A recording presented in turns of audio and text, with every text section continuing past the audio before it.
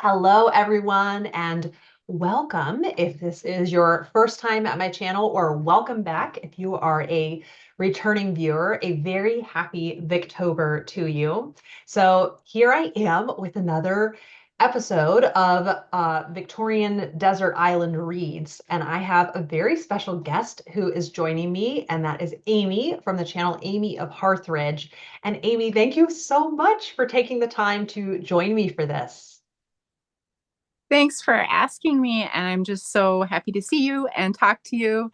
And I was just thinking about how much your group over these past few years has really meant to me. I mean, I've got offshoots of friends and offshoots of book, buddy reads, and it's just been such a blessing. So I wanted to tell you that. So, Thank you. I am so glad to hear that. And it's fun because kind of within the group, there mhm. is in the Venn diagram, it's like everyone has Victorian, but then there's, like you said, the different subsets. So some people who like Betty Neals and others who enjoy science fiction or fantasy. And it's just so lovely to see kind of the varied tastes. And I feel like there's no reading snobbery. Like people can enjoy Mhm. Victorian literature and children's literature and genre fiction, and it's just a lovely group of people to Mhm. do reading life with. Yes.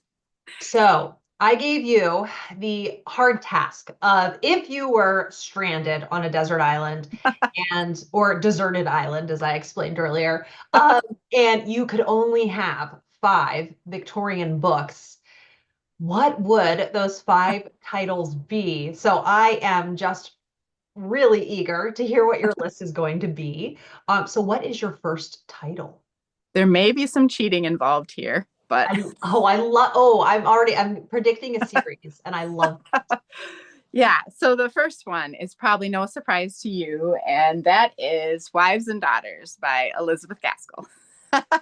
I had to have her. I mean, I've read this five times, so I just Oh, think the characters, and just the beauty, it would cover a lot of things I wanted on the desert island, comfort, but also, just you get to see the characters' growth. So if you're not familiar with this, it's centered around a girl, Molly, and her and her dad's relationship. I love them. And there's just a cast of characters in the village. Some big changes happen in their life. And I just love this book so much. It's so near and dear to my heart. So I would definitely take this one. This was the first one that came to my mind. So I would definitely take this one. and that is whenever people speak about wives and daughters, I do really think it is the characters that stand out to Mm-hmm. them. I love the whole world, Oh, that yeah. it's set in. Yeah. But I miss those characters. I want to be back with them, and they just feel so flesh and blood. Yeah. And I mean, there's honorable mention too of like North and South. And I love Mary Barton and Sylvia's Lovers. Sylvia's Lovers has a little harder language to read. So maybe I wouldn't take it to the desert island, but those, those are up there too. Yeah, I definitely was kind of in awe of the descriptions of the natural world in Sylvia's Lovers, but I Mhm. felt less kind of emotionally connected to the Sure. story. It's a little darker story, even though Mary Barton is too, but Mary Barton had a warmness, to it. So a domesticity to it, where Sylvia's Lovers was harder. Yes, and the romance at the heart of Mary Barton is just Yeah. lovely. So lovely. Yeah. So then the second one, this is one of my cheatings. this Love it. is this is a Victorian fairy tale bind up. It doesn't have it only has one of the two I'm going to talk about. Yes. So I had to include, some kind of children's Victorian. So Mm. I thought I for sure I really wanted to include King of the Golden River. And that's kind of a funny one because it's very typical like fairy tale. You have um, the three brothers, and there is a dwarf, and there's the good and evil tale. But I don't really think I like it for the tale itself. I love it for the beautiful writing and the illustrations. There's multiple illustrators, but the Arthur Rackham illustrations are amazing. But I also would hope that it would have the Canterville Ghost in it. Yes. So that's what kind of a cheat is, that I would hope I could have like a bind up of a whole bunch of children's Victorian literature just for when I wanted something lighthearted or fun, and also just the beauty of the language and the atmosphere. And so Oh, The King of the Golden River is one that for years it keeps getting put on like the long list, and I keep not oh, okay. prioritizing it all the way at the Yeah. top. I really, Yeah. loving fairy tales. We both Hmm. love fairy tales, and it's one that I'm like, why haven't I read that yet? Yeah. I mean, it's short too, so that'd be nice, if you just wanted something quick, and so is Canterville Ghost too. So Yes. my Yeah. children love that one. So Yeah, it's so, you know what? That's one that I really want the boys to experience. It's just so fun. And there's mhm. several film adaptations. I haven't seen any of them, but it just seems like one that would Yeah, be I think very well received. we did watch one, I think. Mhm. I think we watched one, but yeah. So that's my second one. I really debated this, but I couldn't leave without Jane Eyre. So I had to have Jane Eyre. I'm like, it seems kind of one that would be very common, but I was just like, this is for me. I'm going to be alone on that island. I need just her character and her strength. And just there's so much beauty in her. Rochester isn't my favorite, but Same. yeah. But I just thought, there's enough in here, enough to consider, give me some ideas and beauty, that I would pick this one. So, Yeah, I remember the last time I read it, the quote that Jane says that has just lived rent free in my head: as we were born to strive and endure. And mm, she is just the character of Jane Eyre is the best companion. And mm. I mean, if you're going through a hard time if you're stranded on a deserted island, and so I feel like Jane will be great company. That's very true. Very true. And then the next one I'm going to talk about, I can't find my copy. I'm pretty sure I have a copy, and I want to talk about Our Mutual Friend by Charles Dickens. And Ooh. I was trying to think, I'm like, well, at first I was like, I need a Dickens. I can't go, Yeah. but then I couldn't really think of what would be my favorite. But this one came to my mind because I think I could really like soak in it because it has so many crazy plot lines, interesting characters. And honestly, I think Headstone, isn't that Bradley Headstone, is one of the creepiest villains. He, he is Yeah. unhinged. He's But like maybe, the stuff of like Lifetime movies. yeah. Yeah. And so I think I just really like some of the little side stories, Jenny Wren and, the different characters. And so I remember really loving Bleak House, but I was in a really big group reading that. And I feel like the group knew so much that they carried me along kind of with it. So I think this one definitely edges that one out because I think it would just be something I could return to without feeling super bored of it, or something, because it just has so many interesting things. I thought it was just so interesting that the idea of wealth and greed in that story, and people. So it's really interesting. So, And uh, yeah, and different people just thinking like, if I have wealth, then that will be the answer to all of my problems. right. Yeah. Um, yeah, and the characters of Bella and Lizzie in particular, Mhm. I find so interesting, Yep. and they have a lot of depth to them. So that's one Right. that I'm really sad that I read it as quickly as I did, and I definitely Mm. want to return to it and just Yeah. savor it and soak it all in. Yeah. Dombey and Son, I read within the past few years, and that was up there too. But I Mhm. think this one struck me just a little bit more funny or satirical. Dombey and Son had a lot of sadness to it, and I have to be just in the right mood for that. I don't know. And then Nicholas Nickleby I read recently, and that one was good, but that one was harder for me too. So I don't know. The villain in that one he's really creepy. Right. Yeah. Yeah. Yes. And because there's some family connections, that made it really hard for me because it was just like betraying his family or whatever. So Yes. yeah. Now, have you seen the mini series of Our Mutual Friend? No. And It's really good. It has Keely Hawes okay. as Lizzie, Okay. and then man, I cannot remember her name. But the actress who plays Bella, I just thought she was the perfect fit. Okay. Oh, and Pam Ferris. Okay. AKA like Aunt Marge in the Harry Potter movies. Oh, oh, She plays, really? yes, she Okay. plays Mrs. Boffin.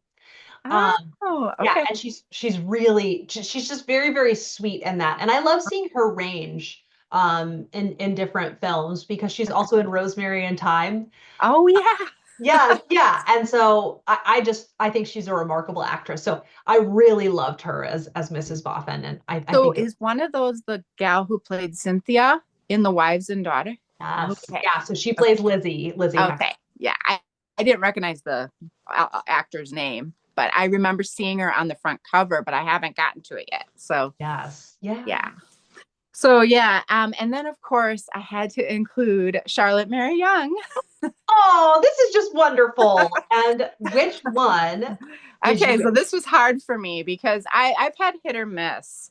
But Yes. here's the funny thing is, so I forgot that I was supposed to be reading the young stepmother recently Like with some last people. month. Yeah.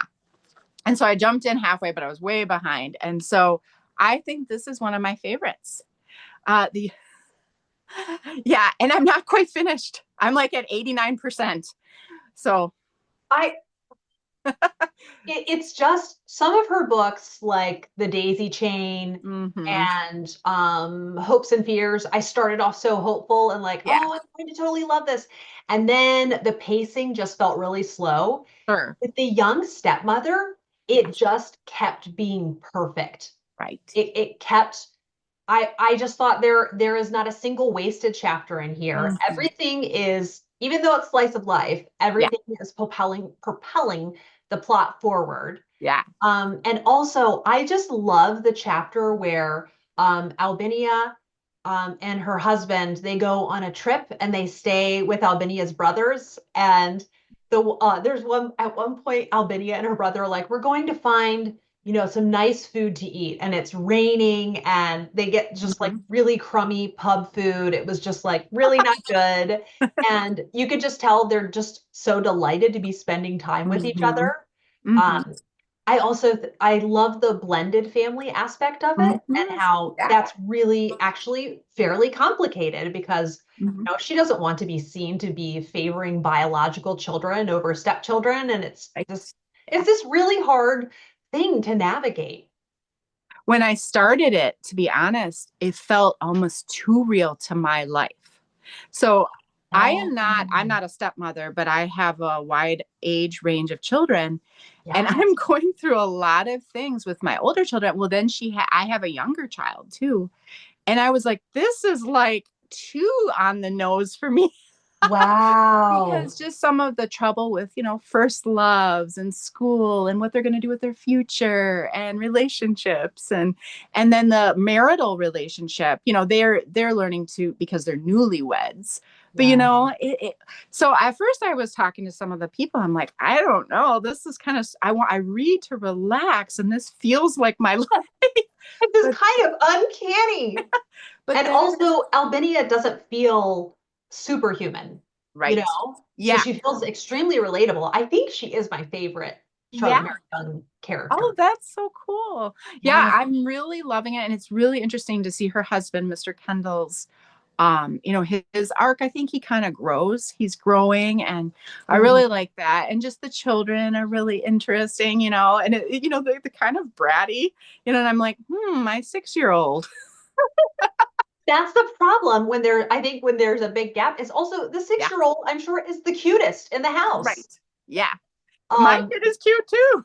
yes, yes. So that's just Yeah. very challenging. Yeah. Also, I love too, it felt a bit almost a bit Pollyanna-ish at the beginning, how Mhm. she comes and there's all of the like mist and the household is just Yeah. very, very dead and Yeah. there's not much happening. And she just comes and brings life and vivacity to the Yeah. household. Well, and we had talked a little bit about the Stokely secret, and I remember you mentioning Charlotte Mason. Well, there is some things in the young stepmother that remind me of Charlotte Mason a lot.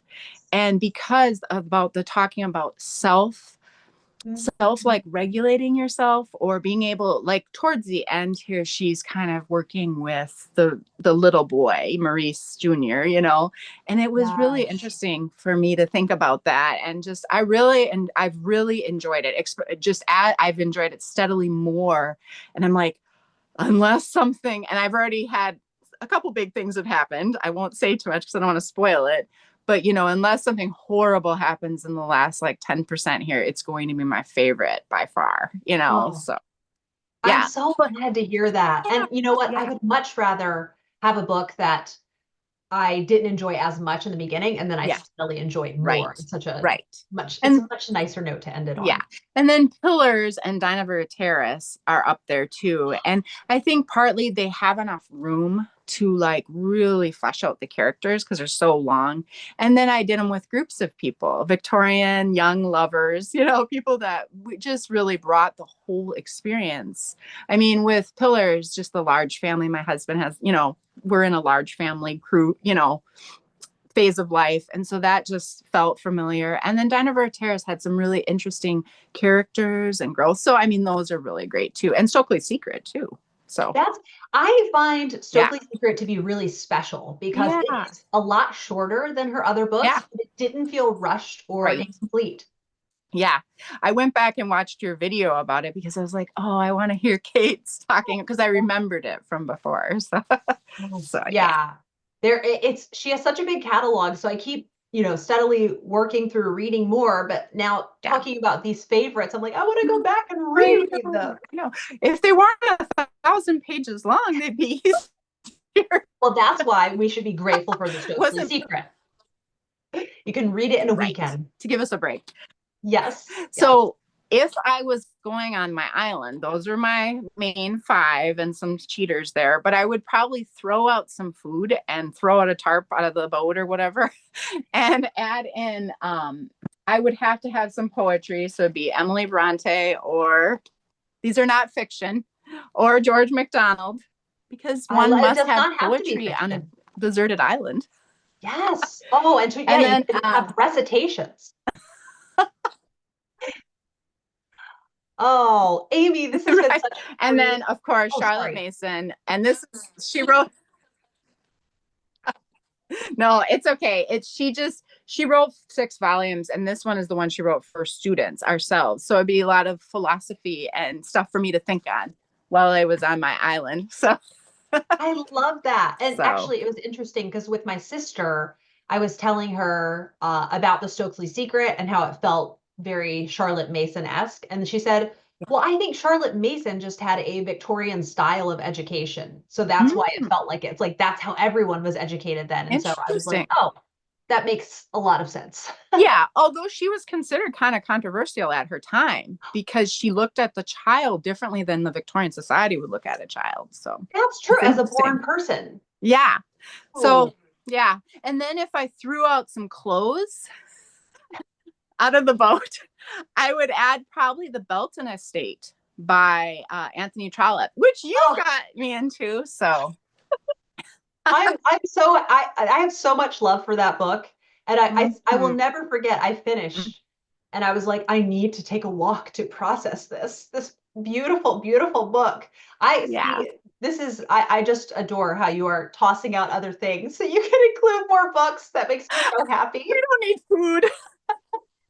We don't need food. We have coconuts. We need mind food. Food for the brain. Now, have you read Great Yes, for the Expectations? soul. Yes, I well, wait a minute. That's the one I'm so bad at not finishing. I never finish it. Okay, well then, if you just read the So, beginning, that's all you need to know. I okay. definitely think that Joe, his sister, does not believe Pip is a born person. I would agree with that with a lot of Dickens children, right? Yes, yes, People poor treat little them, Oliver.